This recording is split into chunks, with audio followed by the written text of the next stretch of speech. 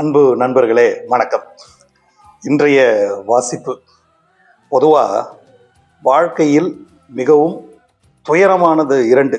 ஒன்று தனியாக போராடுவது, மற்றொன்று தன்னுடனே போராடுவது. தனியாக போராடுவது என்பது உங்களுக்கு எல்லாம் தெரியும்.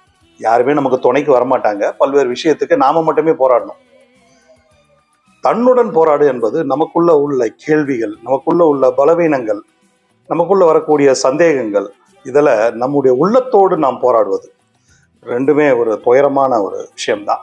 ஆனால் நிறைய பேருக்கு தனிமை பிடிக்கும்.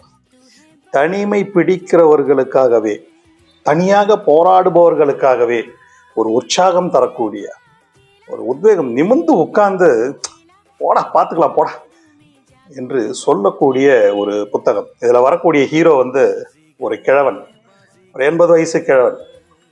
ஏஜ்ன்றது வெறும் நம்பர் தான். உள்ள உற்சாகமும் துணிச்சலும் இருந்தா எப்படிப்பட்ட விஷயத்தையும் சாதிக்கலான்றதுக்கான ஒரு அற்புதமான ஒரு வாசிப்பு, ஒரு புத்தகத்தை தான் அறிமுகப்படுத்துறேன். கடலும் கிழவனும், ஹெர்னஸ்ட் ஹெமிங்வே எழுதின புத்தகம். 1000 நடராஜன்ற ஒரு மொழிபெயர்த்திருக்கார். கடலுக்குள்ள ஒரு மீனவன் மீன் பிடிக்க போறார்.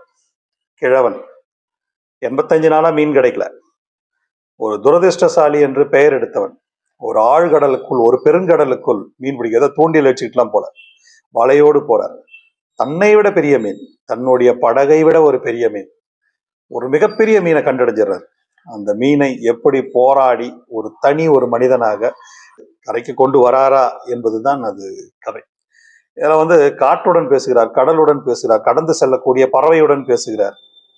இந்த பேசக்கூடிய டயலாக்ஸ் எல்லாமே அப்படியே ரொம்ப உற்சாகமா இருக்கும். அட போடா பார்த்துடலாம், எதுவாக இருந்தால் என்ன பார்த்துடலாம் என்ற உற்சாகம் தரக்கூடிய நிறைய பேர். நம்முடைய ஒரு சோர்ந்து இருக்கும் பொழுது ஒரு உற்சாகமான ஒரு குரல் வந்தால் எப்படி இருக்கும் நமக்காக? அந்த குரல் வெளியிலிருந்து கூட வர வேணாம், உங்க மனசுக்குள்ளே இருந்து வந்தால் எப்படி இருக்கும்? அதற்கான ஒரு புத்தகம் தான் அது.